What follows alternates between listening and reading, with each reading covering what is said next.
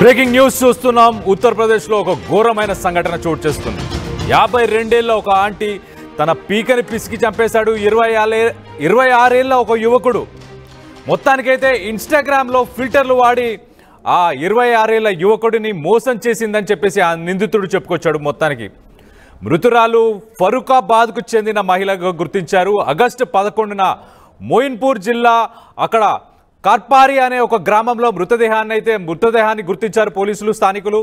మహిళకు ఇన్స్టాగ్రామ్లో అరుణ్ రాజ్పూత్ అనే ఒక 26 ఏళ్ల యువకుడు పరిచయమైన తర్వాత వీళ్ళిద్దరికి ఒక వివాహేతర సంబంధం అనేది ఏర్పడిన తర్వాత ఆ సంబంధం ముందుకెళ్తున్న సమయంలో ఆంటీ నుంచి దాదాపు 2 లక్షలు తీసుకున్నాడు అరుణ్ రాజ్పూత్. ఆ 2 లక్షలు తీసుకున్న తర్వాత కొంతకాలం గడిచిన తర్వాత ఆ ఆంటీకి ఆల్రెడీ ఒక భర్త, దాంతోపాటు 4 పిల్లలు కూడా ఉన్నట్టు కూడా తెలిసిన తర్వాత ఆంటీ ఆ కుర్రాడిని అరుణ్ని ఎప్పటికప్పుడు పెళ్లి చేసుకోమని చెప్పి వేధిస్తూ ఉండే. పెళ్లి చేసుకోవడం ఇష్టం లేకపోతే నా డబ్బులు నాకు ఇవ్వు అంటూ ఆ అబ్బాయికి వ్యతిరేకంగా ఎప్పటికప్పుడు బ్లాక్మెయిల్ చేయడం స్టార్ట్ చేసింది. దీంతో ఒకసారి మొత్తానికి అరుణ్ రాజ్పూత్ అయితే తన గొంతు ఆ చున్నితోనే బిగించి ఆ మహిళని చంపేసినట్టు తెలుస్తోంది. మొత్తానికైతే ప్రస్తుతానికి పోలీసుల విచారణ జరుగుతుంది. దీనికి సంబంధించి మరిన్ని వివరాలు మా ప్రతినిధి పెట్రిషియా ఉంది. పెట్రిషియాని అడిగి తెలుసుకునే ప్రయత్నం చేద్దాం. పెట్రిషియా, చెప్పండి, అసలు ఈ షుగర్ మామీ ఈ మధ్యకాలంలో రిలేషన్షిప్స్ చూస్తే కనుక బెంచింగ్ అంటున్నారు, ఓపెన్ రిలేషన్షిప్, సిట్యువేషన్షిప్, అలాంటి ఒక రిలేషన్షిప్ ఏనా ఇది? ఆల్రెడీ భర్త, 4 పిల్లలు ఉన్నా కూడా మరి ఈ అబ్బాయితో ఒక రిలేషన్ మెయింటైన్ చేసింది. ఇలాంటి రిలేషన్స్ని ఎలా చూడాలి, అసలు ఏం జరిగింది? రైట్, ఈ మధ్య కాలంలో షుగర్ మామీ, షుగర్ డాడీ కూడా మారుతుంది. అంటే రిలేషన్షిప్ ఒక్కొక్క పేర్లు పెట్టుకుంటూ వస్తున్నారు. అంటే సిచ్యువేషన్షిప్, రిలేషన్షిప్, బెంచింగ్, దాని తర్వాత ఫ్లర్టింగ్, ఇటువంటివి అనేక పేరు పెట్టుకుంటూ కూడా రిలేషన్షిప్ లో ఉన్నారు. అలానే పిల్లలతో పాటు యంగ్స్టర్స్ తో పాటు వృద్ధులు కూడా ప్రస్తుతం సోషల్ మీడియాని విచ్చలవిడిగా వాడుతున్నారు. ఇష్టానుసారంగా డేటింగ్ యాప్స్ ని ఇన్స్టాల్ చేస్తున్నారు. ఇన్స్టాగ్రామ్, వాట్సాప్, ఫేస్బుక్, ఏది పడితే కూడా ఎక్స్ట్రా మ్యాటల్ అఫైర్స్ కి కానీ లేకపోతే కూడా మెయింటైన్ చేస్తున్న పరిస్థితి కనిపిస్తుంది. ఒకవైపు ట్రెండింగ్ గా మారుతుందో అలానే కూడా అదే వాళ్ళతో పాటు సమానంగా ట్రెండింగ్ గా ఉండాలంటూ కూడా వాళ్ళ లైఫ్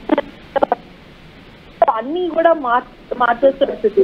అటువంటి ఘటననే ఉత్తరప్రదేశ్ లో చోటు చేసుకుంది. 52 దారుణంగా 26 సంవత్సరాల యువకుడు హత్య చేసి చంపాడు. ఏదైతే యువకుడికి మరియు ఆ మహిళకి కూడా అరుణ్ రాజ్పూత్ అన్న యువకుడు ఎవరైతే 26 సంవత్సరాలు ఉందో 22 సంవత్సరాల మహిళతోని కూడా ఇన్స్టాగ్రామ్ లో పరిచయం కాస్త ఆంటీతో ప్రేమాయణము.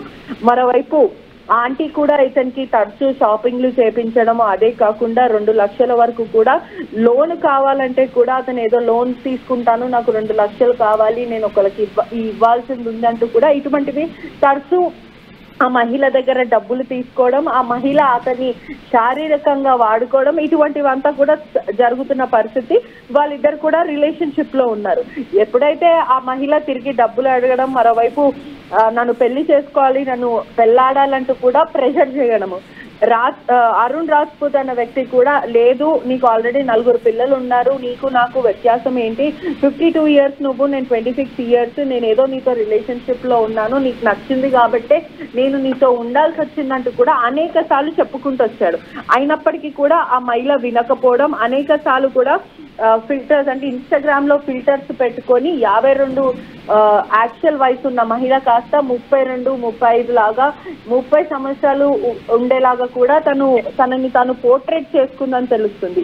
ఈ క్రమంలోనే యువకుడిని బోల్తా కొట్టించడం, ఆ తర్వాత యువకుడు తరచు తనతో ఫోన్ లో మాట్లాడడము, అది కాస్త డబ్బులు తీసుకోవడము, అతను కూడా ఎక్స్ట్రా ఫేవర్స్ తన దగ్గర తీసుకోవడం. ఎప్పుడైతే తను రివర్స్ నా డబ్బులు నాకు కావాలి అంటూ అడిగినప్పటికీ అతను నా దగ్గర ఇప్పుడు లేవు అంటూ కూడా మొహం చాటేశాడు.